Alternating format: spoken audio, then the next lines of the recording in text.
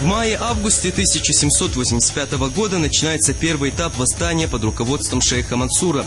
Уже 6 мая в ответ на призыв шейха к вооруженному сопротивлению в чеченский аул Алды выдвигается отряд полковника Депери. В схватке адъютант полковника, унтер-офицер Багратион, был захвачен в плен, но горцы, пораженные мужеством и отвагой молодого офицера, выдали его добровольно царской администрации без всяких предварительных условий и требований. Позже Петр Багратион войдет в историю как российский генерал от инфантерии, князь, герой Отечественной войны 1812 года. 4 мая 1830 года чеченский предводитель Авка с отрядом, насчитывавшим 400 человек, выдвигается в дагестанский аул Гимры для соединения с имамом Дагестана Газимагомедом, чтобы поддержать его в вооруженном сопротивлении против царских войск. Газимагомед, который известен в литературе и отечественной историографии под именем Казимулла, в 1829 году при активной поддержке знаменитого проповедника Мухаммеда Яракского избирается первым имамом Дагестана. Восстание длилось недолго, уже на третий год восстания, в октябре 1832 года, царские войска вошли в Тимирхан-Шуру и штурмом взяли укрепление у подступов к аулу Гимры. В одной из каменных башен находился имам и его 50 ближайших соратников. Практически все оборонявшиеся, в том числе и Газимагомед, погибли. В живых осталось несколько человек. Один из них – Шамиль из Гуниба, позже ставший третьим имамом Дагестана.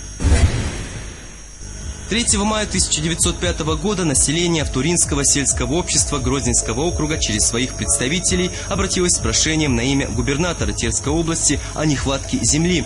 Ранее, в 1879 году, был составлен проект о землеустройстве горцев, крестьян Нагорной полосы. В основу этого проекта было принято положение о размежевании Закавказского края. Авторы предлагали, чтобы все земли Нагорной полосы Чечни, состоявшие в распоряжении правительства и не получившие до настоящего времени никакого устройства и назначения, распределить между аулами. В этом проекте, состоявшем из 126 параграфов, предусматривалось и наделение землей малоземельных и безземельных горцев. Однако проект не был осуществлен, и вопрос о размежевании остался открытым, и население находилось в крайне тяжелых условиях малоземелья. В прошении предлагалось рассмотреть вопросы землеустройства и закрыть этот больной вопрос. 3 мая 1917 года, через несколько месяцев после февральской революции и нескольких месяцев фактического безвластия в стране, во Владикавказе прошел съезд, на который были приглашены представители всех народов Северного Кавказа. На съезде был избран Центральный комитет Северного Кавказа и Союза горцев Дагестана, высший руководящий орган, носящий характер Временного национального управления. 14 мая 1917 года на съезде были приняты политическая программа и Конституция Союза Объединенных горцев Северного Кавказа и Дагестана. В ноябре, практически сразу же после Октябрьской революции, ЦК Союза провозглашает образование Горской республики. Этим же решением ЦК Союза был преобразован в Горское правительство. Председателем правительства стал чеченский землевладелец и нефтепромышленник Абдулмеджид или Тапа Чермоев. Союз некоторое время действовал в качестве высшего органа власти народов Северного Кавказа, однако просуществовал недолго. 3 мая 1927 года начала действовать регулярная авиалиния Москва, Минеральные воды, Грозный, Баку, Тбилиси. Чуть ранее Совнаркома было принято постановление, в котором отмечалось об огромном экономическом, политическом и военном значении нового вида воздушного транспорта и признано необходимым организовать регулярную авиалинию. В целях организации пересадочной станции в Грозном было решено под этот проект выделить участок земли размером в 1 квадратный километр для устройства аэродрома. Для гражданской авиации требовались особые специально спроектированные самолеты. На первых порах это были в основном одномоторные 7-10-местные машины смешанной или цельнометаллической конструкции. Большой популярностью на многих местных и международных авиалиниях пользовались фоккеры и юнкерсы различных моделей. Зулай Сардалова – заслуженная артистка РСФСР, народная артистка ЧССР. Она стояла у истоков формирования ансамбля «Войнах», была одной из первых его солисток, видела расцвет последующих артистов ансамбля. Ансамбль «Войнах» в 60-х, 70-х годах прошлого столетия без Зулай Сардалова невозможно было представить. Зулай Сардалова родилась 5 мая 1939 года в городе Грозном. Отец Зулай, директор школы, был репрессирован и расстрелян как враг народа.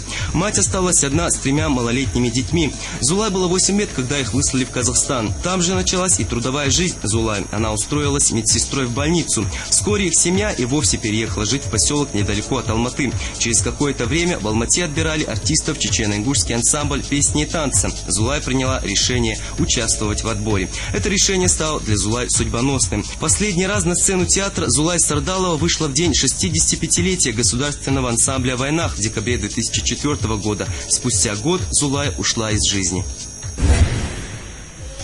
В годы Великой Отечественной войны Грозный был превращен в мощный оборонительный узел. В 1942 году город подвергся первой бомбардировке фашистской авиации. Уже осенью 1942 года гитлеровские армады прорвались к отрогам Кавказа. Они стремились к грозненской и бакинской нефти. Не сумев сразу прорваться к нефтепромыслам, враги поставили перед собой целью уничтожить Грозный с воздуха. Десятки самолетов сбрасывали фугасные и зажигательные бомбы на нефтеперерабатывающие заводы города. 5 дней бушевал над нефтяным сердцем Грозного шквал пламени. Более 20 больших пожаров было потушено в эти дни. Воины-пожарники, рабочие нефтеперерабатывающих заводов, комсомольцы — все встали в один ряд защитниками отчизны. В пригороде Берлина Карлсхорсте 8 мая в 22 часа 43 минуты по местному времени в Москве уже наступило 9 мая. Началось подписание акта о военной капитуляции Германии. Акт о капитуляции со странами Западной Европы Германия подписала днем ранее. 24 июня на Красной площади состоялся парад Победы. Командовал парадом Рокоссовский, принимал парад Жуков. Победа в Великой Отечественной войне стоила Советскому Союзу по минимальным подсчетам около 28 миллионов жизней солдат и мирного населения. Праздник 9 мая введен в 1945 году. С 1947 являлся рабочим днем.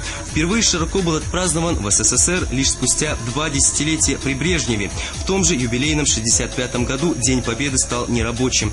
9 мая – важнейшая дата в истории Советского Союза, а ныне и Российской Федерации. Не стоит в стороне от Великой Победы и Чеченская Республика, где чтят память о своих родных и близких, служивших в рядах Красной Армии. Всего на фронт Великой Отечественной войны из Чечни и Ингушетии ушли, по разным данным, до 30 тысяч человек, многие из которых не вернулись.